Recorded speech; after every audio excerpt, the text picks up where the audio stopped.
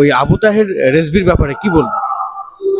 যে বেরেলিরা নিজেরাই স্বীকার করেছে যে ওদের জলসায় মূর্খ অশিক্ষিত লোকরা থাকে, আর আমাদের জলসায় ডাক্তার মাস্টাররা আছে, শিক্ষিত লোকরা আসে। তো ইমান চোর তো বেরেলিরা, এবং আমরা তো ইমান চললাই, আমরা মানুষের ইমানকে বাঁচাচ্ছি। তো তারপরে ওর ব্যাপারে আমি খোঁজ নিলাম। ওর গ্রাম, ওর এলাকার মানুষ বলছে ও আগে মাদ্রাসার কোথাও চাল আদায় করতো, আচ্ছা তারপরে বক্তা হয়েছে। তো যদি চাল আদায় করতে করতে মাইকে গান গেয়ে কেউ বক্তা হয়, তা ওই রকমই হবে। এরকম বক্তা তো আপনি দেখতে পাচ্ছেন পশ্চিম বাংলায় অনেক, যাদের বয়ান শোনার পরে মানুষের পরিবর্তন তো দূরের কথা, মানুষ সমাজ আরো ক্ষতিগ্রস্ত হচ্ছে। ভ্রান্ত ধারণা হচ্ছে বেরেলিদের ধারণা, যেমন ওদের ফতোয়া হচ্ছে দেওবন্দি, আহলে হাদিস এরা সব কাফের, একমাত্র ওরাই মুসলমান। অথচ আমি প্রমাণ করে দেব যে বেরেলিরা হচ্ছে কবর পূজারী, মুশরিক, এবং যে কবর পূজা করবে আল্লাহকে বাদ দিয়ে অপরকে সিজদা করবে, অপরের কাছে ভালো মন্দ চাইবে, তারা এমনি কাফের হয়ে যাবে, মুশরিক হয়ে যাবে। তো বেরেলি সমাজটা গোটাই এরকম।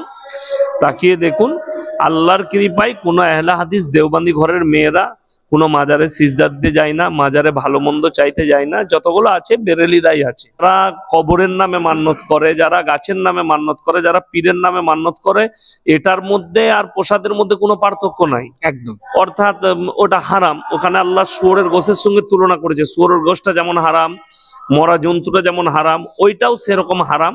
ওই সামদানি না ফামদানি একটা আছে, এই ইসলামপুরে বাড়ি, সে তো এদের বক্তব্য হচ্ছে যে কবরে নিয়ে গিয়ে আল্লাহ আকবার বলে বিসমিল্লাহ বলে জবাই করি। তো আমার প্রশ্ন, কারো বাড়িতে আত্মীয় হলে সে মাজারে নিয়ে যায় না কোনো কবরস্থানে নিয়ে যায় মুরগি জবাই করতে? আমরা তো বাড়িতে জবাই করি। তাহলে ওটা কবরস্থানে নিয়ে যাওয়ার উদ্দেশ্যটা কি? এই মতবাদটা ছড়িয়েছে, তার নাম হচ্ছে আহমদ রাজা বেরেলি। জি, এই মতবাদটা ওই ছড়িয়েছে, এবং সমস্ত পাপের দায়ী ওই হবে।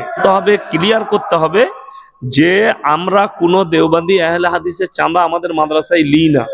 অথচ দেখা যাচ্ছে তাদের মৌলবীরা, তাদের মাদ্রাসার ছাত্ররা প্রত্যেক গ্রামে গ্রামে গিয়ে চাঁদা করছে, জলসাই হোক, যে কোনো সময় হোক।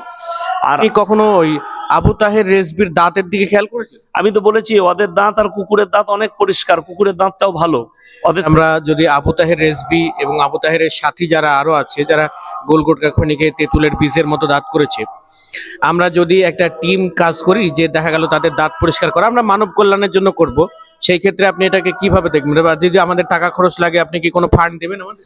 অবশ্যই, আমি ফান্ড শুধু নয়, আমি আপনাদের সাথে থাকবো তাদের দাঁত পরিষ্কার করার জন্য। যে আল্লাহ, না এটা তো খারাপ লাগে যে একটা আলেম মানুষ দাঁতগুলো এত অসভ্য লাগে, নোংরা লাগে। দেখুন না, উনি আলোচনা করছেন একটা বড় পেছনে রাজার মতো চেয়ারে, আর সামনে কত মানুষ বসে আছে, আর কালো কালো দাঁত বের করে, এটা তো জঘন্য লাগে।